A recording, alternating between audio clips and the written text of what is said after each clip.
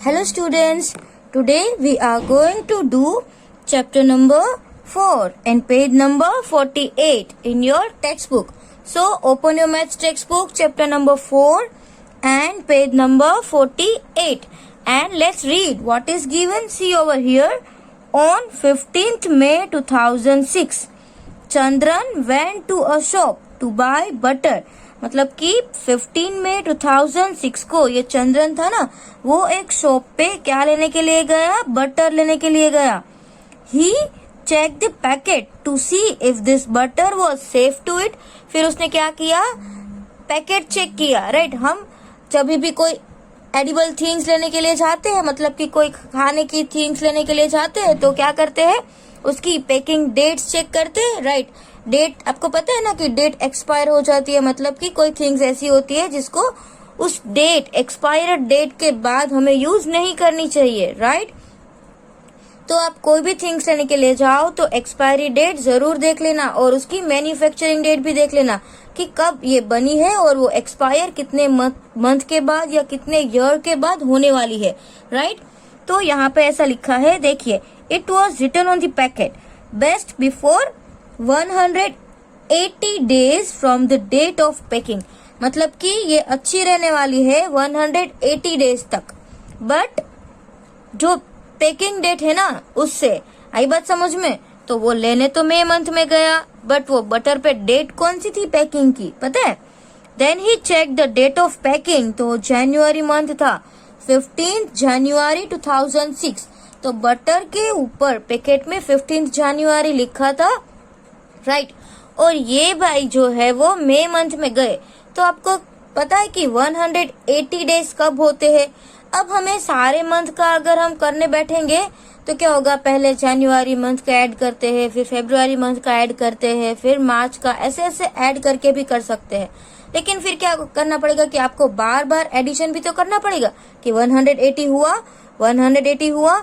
तो इसके लिए देखो, यहाँ पे हम हर एक मंथ का एवरेज निकाल लेते हैं. जैसे कि हमने एवरेज निकाला 30. इमेजिन करो कि सभी मंथ का कितना कितना होता है? 30 डेज. राइट, तो 3 में मतलब कि 30, तो 30 मतलब 3, तो 3 के टेबल में 18 कहाँ आता है? 3 6 18. तो हम लोग जो है ना, वो इसके बाद नेक्स्ट 6 मंथ तक की कैलकुलेशन करेंगे. समझ में आया? क्योंकि आपको नियर अबाउट 180 डेज चाहिए और हर एक दिन, हर एक मंथ में हमने एवरेज 30 डेज काउंट किए. तो 36 180. तो जनवरी के बाद से हम 6 मंथ तक काउंटिंग करेंगे. समझ में आ रहा है? तो अभी हम देखते हैं कि ये डेट से, राइट, 5 जनवरी से कहाँ तक हम आगे बढ़ेंगे. तो यहाँ पे मैंने बुक में कैलकुलेशन भी की है. पैकिंग डेट क्या है? 15 जनवरी. राइट, और कितने दिनों तक वो सेफ रहने वाला है? 180. तो 15 को तो पैकिंग हुआ. राइट, तो we are going to start calculation from 16 January. अब पहले जनवरी मंथ में कितने दिन होते हैं? 31. तो 16 जनवरी से 31 तक अगर आप काउंट करेंगे तो उसके कितने डेज हो गए? 16. आप ऐसे भी काउंट कर सकते हो, 16, 17, 18, 19, 20, 21, 22, 23, 24, 25, 26, 27, 28, 29, 30 एंड 31. तो ये पूरा जो हाथ होता है वो 15 का होता है. राइट, यहाँ तक का. और ये हो गया 16, तो 16 डेज.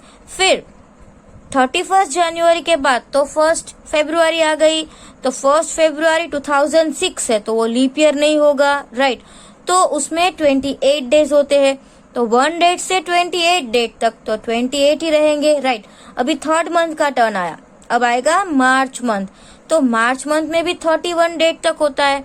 तो 1 मार्च से 31 मार्च के 31 डेज. फिर आएगा अप्रैल.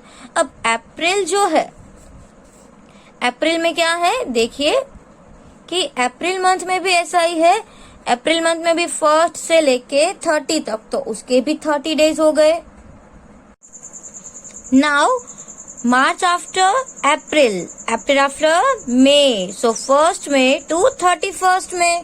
So how many days will be there? 31 days, right? 31 days होंगे. और हमें कितने मंथ तक काउंट करना था? 6 मंथ तक, राइट? 1 2 3 4 5 और एक मंथ बाकी रह गया. फ्रॉम 1 जून टू 30 जून, तो उसके भी 30 डेज होंगे। अब आप ये सबका टोटल करोगे तो आइए देखते हैं, हम इसका टोटल करते हैं। 8, then 9, 10, 11, 12, 13, 14, then 15 and here 16.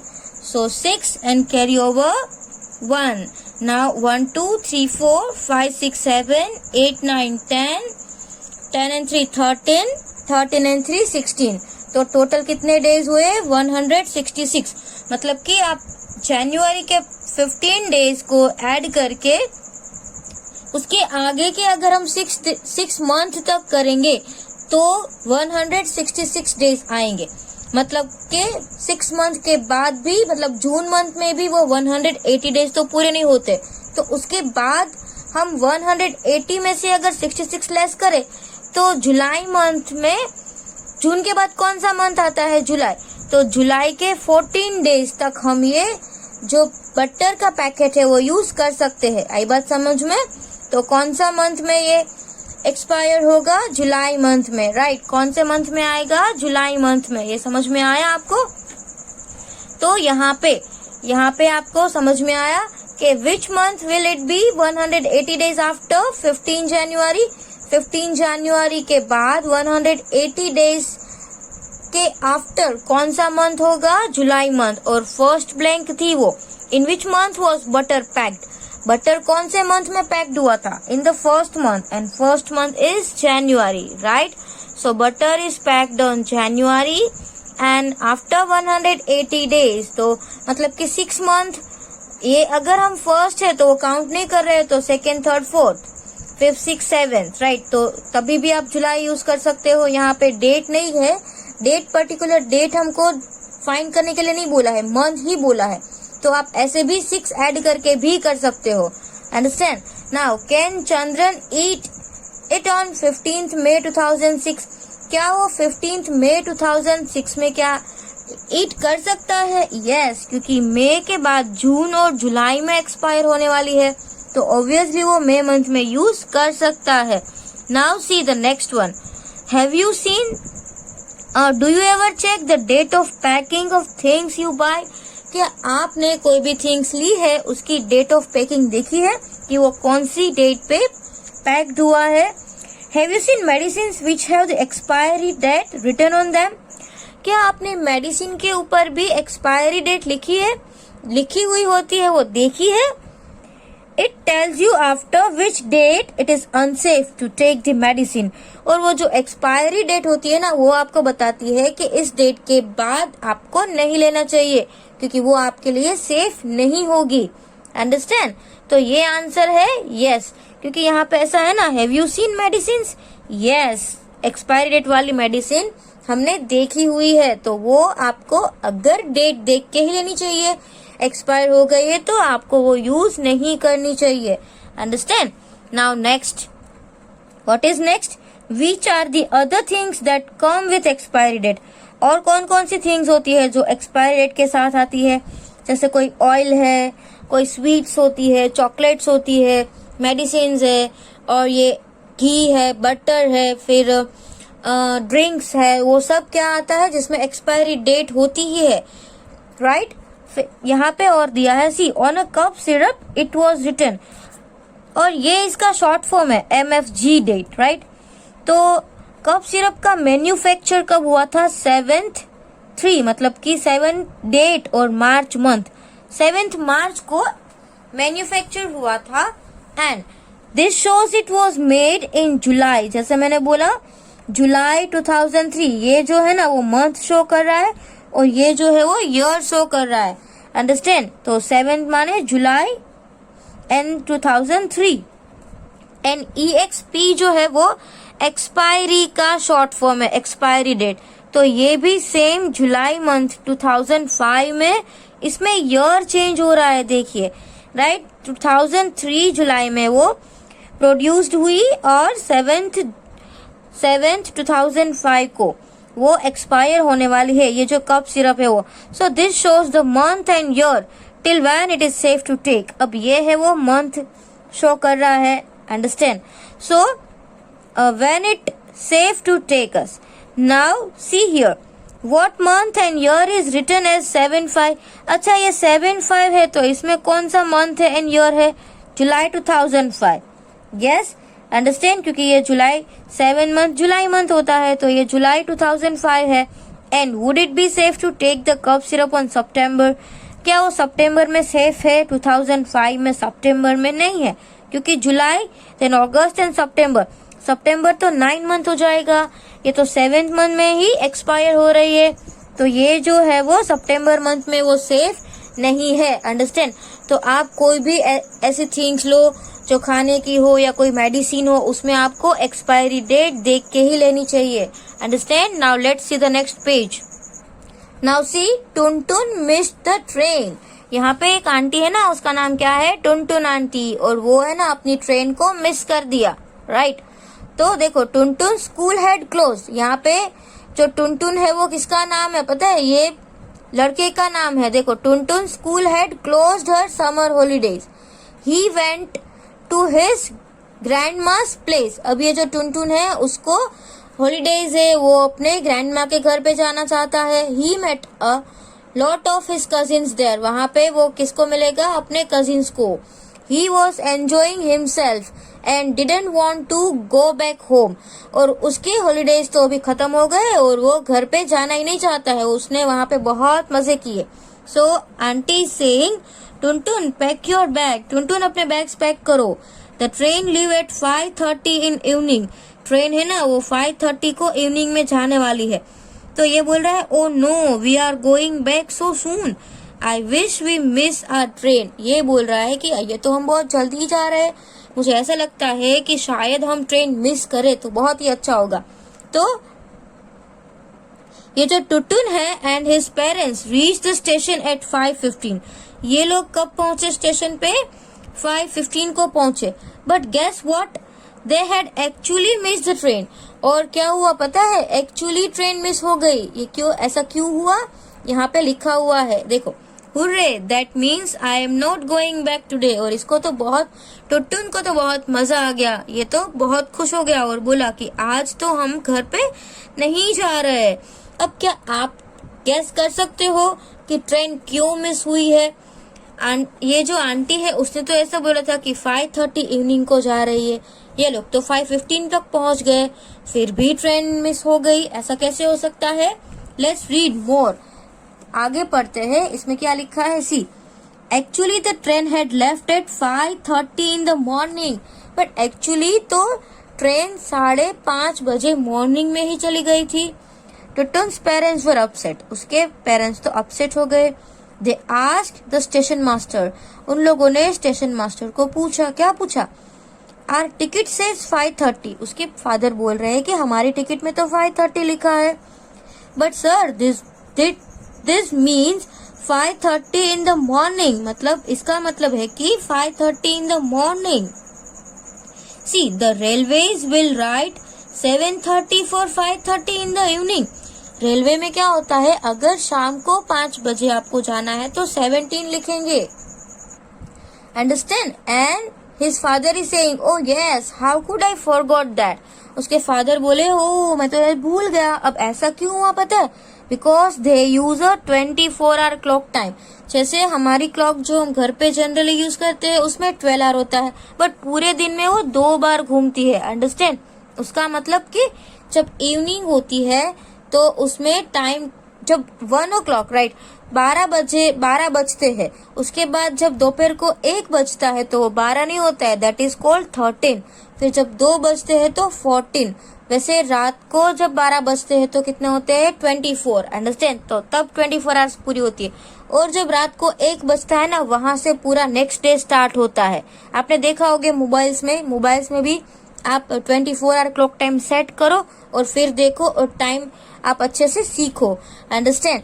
तो यहाँ पर भी ऐसा ही क्लॉक है 24 आवर में. अब देखो यहाँ पे टाइम बाय योर वॉच, हमारी वॉच का time, and time by your 24 hour clock time. अब जब मैंने आपको समझाया कि रात को जब 1 बजता है तब 1 ही होता है, फिर 2, 3, 4, 5, 6, 7, तो 7 o'clock तो मॉर्निंग होती है, 7, 8, 9, 10, 11, 12, तो अप टू 12 o'clock दोपहर होता है. फिर 12 o'clock के बाद 1 o'clock होते हैं ना, तो 1 o'clock में 13 आता है. समझ में आया? Afternoon 1 o'clock means 13, then 2 o'clock in afternoon means 14, then 3 o'clock in afternoon means 15, then 3:30 afternoon, तो उसमें क्या करेंगे हम 15 and 30 आवर्स। इसमें हम AM और PM का यूज नहीं करते हैं, इसमें हम क्या लिखते हैं, आवर्स लिखते हैं। अंडरस्टैंड? नाउ 6 o'clock, अब कभी भी आपको टाइम ढूंढना है इवनिंग का, राइट? अप टू आफ्टरनून तो आपको पता है कि कैसे करना है, सिंपल 1 2 3 4, बट आफ्टरनून का अगर आपको टाइम ढूंढना है तो वेरी इजी। 6 o'clock इवनिंग में है तो आप 12 + 6 कर दो तो ये हो जाएगा 18। इवनिंग का कोई भी टाइम हो आप उसमें 12 ऐड कर दो तो आपको एक्चुअल टाइम मिल जाएगा। जैसे 6 + 12 18। अब 9 o'clock इन द इवनिंग, अच्छा इवनिंग है, 9 में आप 12 ऐड कर दो तो 12 + 9 कितने होंगे, 21। और 12 o'clock एट मिडनाइट मतलब रात को 12 बजे। अंडरस्टैंड? तो जब रात को 12 बजते हैं तो हम उसको 24 आवर बताते हैं, बट जब रात को 12 बजते हैं तो आपकी क्लॉक में ऐसा टाइम शो करता है 0000। 00 मीन्स ये 24 आवर खत्म हो गए। अंडरस्टैंड? यहाँ पे मैंने लिखा है 24 आवर्स, बट उसको शो करने में हम ऐसा 00 यूज करते हैं। आई बात समझ में? हम नोटबुक में भी ऐसा लिख सकते हैं, जैसे कि ये हम नाइट, हम किसकी बात कर रहे हैं यहाँ पे, नाइट, राइट? तब 12 o'clock हुए तब आएगा 0000। अंडरस्टैंड? फिर अभी ये रात को 1 बजा तो उसको भी हम 1 बोलेंगे। फिर जब रात को 2 बजता है तो इसमें भी 2 आएगा, फिर 3 तो इसमें भी 3, वैसे करके 7 बजे मॉर्निंग में भी 7 ही होगा, अभी सुबह ही हो रही है। फिर 8 बजते हैं, 9 o'clock, देन 10 o'clock, 11 o'clock और 12 o'clock। ये तभी क्या होगा, ये सेम रहेगा, 8 9 10 11 12 सब सेम रहेगा। अब हमारी जब क्लॉक में वापस 1 बजता है तो यहाँ पे 13 होता है, जब वापस 2 बजते हैं तो ये 14 होगा, जब 3 बजेंगे तो यहाँ पे 15 हो जाएगा, जब 4 बजेंगे तो 16 होगा, राइट? फिर जब 5 बजेंगे तो 17 होगा, 6 बजेंगे तो 18 होगा, जब 7 बजेंगे तो 19 होगा। अब समझ में आया? रात को मतलब मॉर्निंग में जब 7 बजते तो 7 होते हैं, लेकिन इवनिंग में जब 7 बजते हैं तो वो 19 होता है, जब 24 आवर क्लॉक टाइम की बात करें तब। Understand? Now let's see the next page. Now can you tell why a 24 clock is called so? समझ में आया? क्योंकि वो 24, हमारे एक दिन में भी 24 आवर्स होते हैं तो उसको इसीलिए हम 24 आवर क्लॉक कहते हैं, क्योंकि वो नंबर्स 24 तक शो करती है। Now see, suppose a train leaves at 8:30 at night, 8:30 बजे अगर ट्रेन जाने वाली है, the time written on the railway ticket, तो रेलवे टिकट पे कितना टाइम लिखा होगा, जैसे मैंने बोला ये आर है ना, 12 + 8 कर दो, 8 9 10 and 2, तो ये हो गया 20 आवर्स। समझ में आया?